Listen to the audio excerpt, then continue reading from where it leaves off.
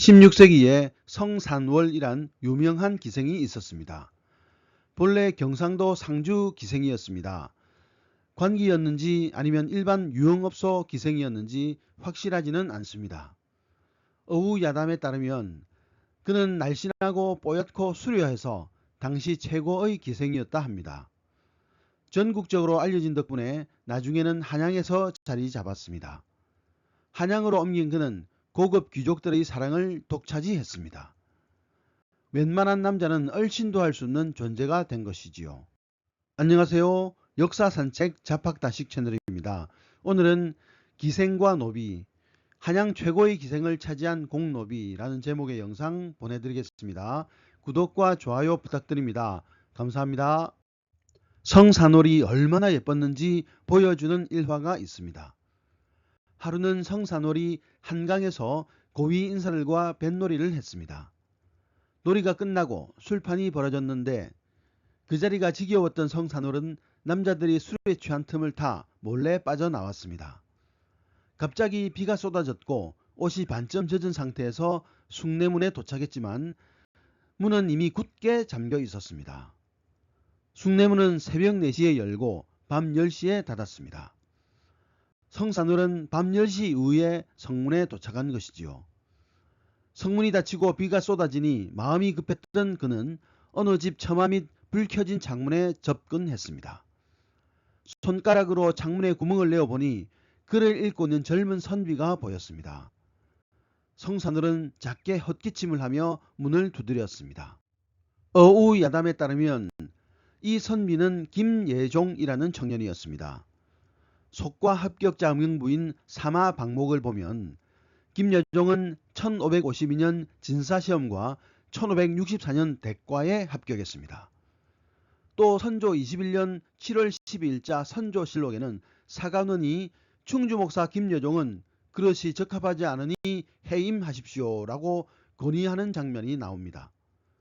확실한 것은 아니지만 성산월의 방문을 받은 선비는 바로 그가 아닌가 생각되어집니다. 빗소리와 함께 들리는 인기척에 김예종은 창문을 열었습니다. 순간 그는 깜짝 놀랐습니다. 너무 예쁜 여자가 비를 맞고 서 있었기 때문이지요. 더군다나 여자는 자신의 상황을 설명하고 하룻밤 자고 가기를 부탁하는 것이 아닙니까?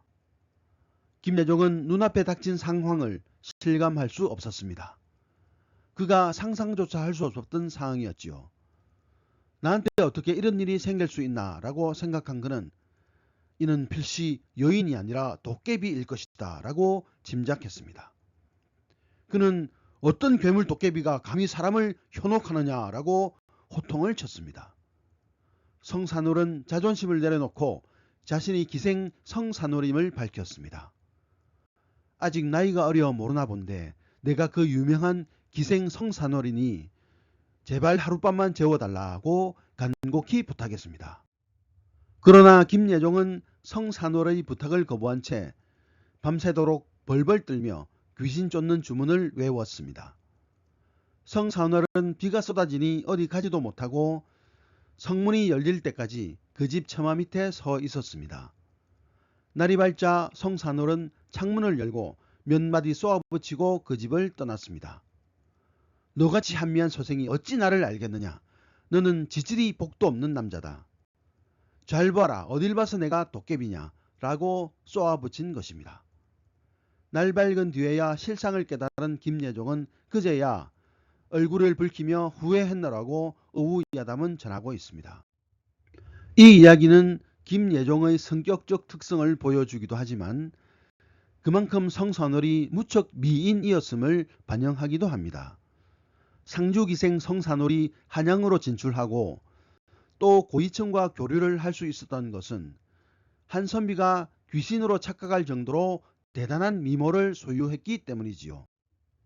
그런 성산월의 명성을 일거에 무너뜨린 남자가 있었습니다. 그 주인공은 성명미상의 일개 노비였습니다. 장흥고 소속의 공노비로 알려진 남자입니다. 장흥고는 궁중에서 사용할 물품을 조달하는 관청이었습니다. 관노가 성산월에 접근한다는 것은 꿈에도 생각할 수 없는 일이었습니다. 게다가 그는 신체적 콤플렉스도 가지고 있었습니다. 호리병처럼 생긴 큰 혹이 목에 있었던 것입니다. 이것이 그에게는 상당한 콤플렉스였을 것입니다. 그런 그가 성산호를 자기 여자로 만드는 데 성공했습니다. 목에 큰 혹이 있는 노비의 여자가 되었으니 당대 최고의 기생이라는 성산호의 명성이 일고에 붕괴된 것은 당연했지요.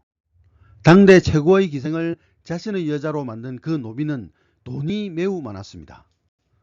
오후 야담에서는 재산이 거만이었다라고 했습니다. 이 표현만으로는 재산이 정확히 얼마인지 확인할 수 없지만 고위층 인사들을 제치고 성산호를 차지할 수 있을 정도의 거액이었던 모양입니다. 어우 야담에서는 성산호의 남자가 어떻게 재산을 축적했는지 알려주지 않습니다. 이치적으로 생각할 때 크게 두 가지 루트가 있습니다. 만약 공납 노비였다면 상업을 통해 큰 돈을 벌었을 가능성이 높습니다. 물론 선상 노비였다면 근무 시간 내의 시간에 상업을 경영할 수 있었지만 돈을 벌 수 있는 다른 방법이 있었을 것입니다. 일종의 조달청 근무였기 때문에 업무 과정에서 부정한 방법으로 돈을 벌었을 가능성도 있습니다. 주목해야 할 것은 일개 관노가 당대 최고의 기생을 유혹할 정도의 재산을 보유했다는 사실입니다. 사극 속의 노비들은 좁은 방 안에서 별다른 재산 없이 살지만 이 사례처럼 노비들 중에는 상당한 재산을 모은 이들도 있었습니다. 오늘의 참고 도서는 조선 노비들이라는 책이었습니다. 감사합니다.